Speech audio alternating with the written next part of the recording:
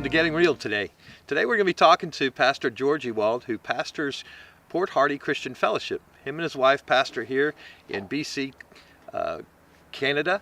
And today we're going to be talking about a really something that probably affects every single one of us. And that is what to do when life throws you a curveball. What I'm talking about is when you are expecting something, maybe your life to turn out a certain way or something to happen, and something takes place, some kind of circumstance, some kind of trauma, something happens in your life, and it just throws you a curveball. And oftentimes, many people they strike out. And so there's a way out of that. And so today we want to help you to be able to know what to do when life throws you a curveball. George, thanks for being here, and I'm just looking forward to hearing. You have some background in this as well, not just pastoring and helping folks and counseling them, but you also used to be a baseball player as well. I did used to play some ball when I was younger, yes. So you can kind of apply the natural and the supernatural kind of together. Absolutely. So how does that work? Well, for me, I mean, I look back at my own life, and what I see is, you know, you have, again, like you say, you have this idea of what it's going to be, and I thought I was going to be playing some pro ball. I thought was good enough to do that. Others tell me I was good enough to do that. And, you know, some things happened. Life happened. Yeah. You know, when I was younger and I got into some drugs, and I got into some different things that took me down a different path, and the next thing, the drive wasn't there that was needed to succeed at that level.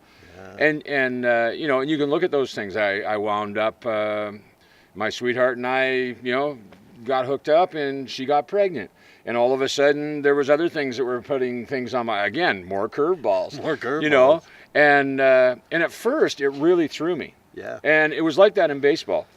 I remember, you know, I was a fastball pitcher, and I had a bit of junk, but it was still learning. You know, I was young back then, and I remember this guy we came up against in a league, and I was a long ball hitter. I was a home run hitter. And I had never faced somebody that had junk like he had. Like, he could throw a curveball, he could throw a knuckleball. And man, I was whiffing. I was just striking out every single time, and it just drove me crazy. And I remember throwing the bat down and my hat down. I was so mad. And I was like, what is going on? And my coach took me aside after the game, and I think I was like 0 for 4 that day or something like this. And he took me aside, and he said, okay, he says, we got to teach you how to sit down on it, he called it. It was the term he used. And it was about how to wait, you know, because I'd be sitting, I'd be swinging, and I'd be like over here with the bat, and the ball would go by me. You know, it was like I was so far ahead. And that was the thing. It was like when you prepare for something and you're never prepared for anything else, you'll whiff a lot. You'll strike out. Now, yeah, you might hit the long ball every once in a while, but man, there's going to be a lot of times of frustration. Yeah. And that's what it was like. And you know, from the spiritual standpoint, what happened was, as I matured, my sitting down from instead of just sitting back and waiting and being patient, sometimes I had to sit down on God. I had to sit down and wait for Him to be able to speak into my heart, to give me direction. As I matured, I learned how to not let these things take me out. Yeah.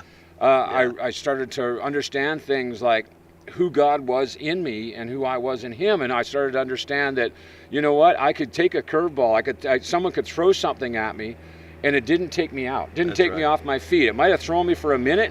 You know, I use my wife for an example. She got told she had cancer. Wow. Breast cancer. They said that we want to take the breast, we want to take the I can't remember what they call it, the stuff under the arm. And anyways, they wanted to do all this stuff, take it all out. One doctor was even talking about taking both breasts. And she winds up going to about 10 minutes of crisis mode. Yeah. Curveball, I'm not hitting this. Oh, yeah. And all of a sudden, God just said, wait a second, I've given you what you need to hit the curveball. Yeah. And all of a sudden, she said, wait a second, I'm a pastor.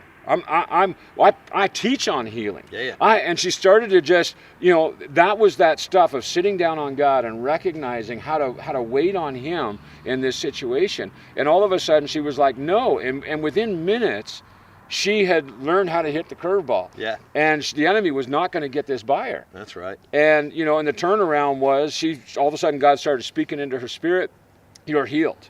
And so she had the biopsy, said she wasn't healed. She goes back, it's another biopsy, says she's complete. They can't find it anywhere. Oh. Doctor's saying, well, maybe we went to the wrong place. And they said, well, you went in through the same incision. How could you go to the wrong place? Like we were just, we knew she was healed. She wound up with another scan later that proved again, head to toe, there's no cancer in her body. Total miracle. Yeah. But for her, it was that, man, that first one, she whiffed on it because she wasn't sure. And then all of a sudden, God reminded her how to hit a curveball. That's right. And that's something that's hard for new believers to understand. Sure. For sure. Yeah. So. Yeah, you know, and it throws us off. When we get these things happening to us, it just, and we begin to question all kinds of things. We question God. We question if He loves us. We question if His Word is even true, if the Bible's real. Yeah. And all those questions begin coming to us when these curves start coming towards us. And but you know, there's some scriptures in the Bible that I was just thinking of, that all things work together for those who love Him, called according to His purpose. Yeah. And so I was just thinking how even the curveballs are doing something in our life. Absolutely.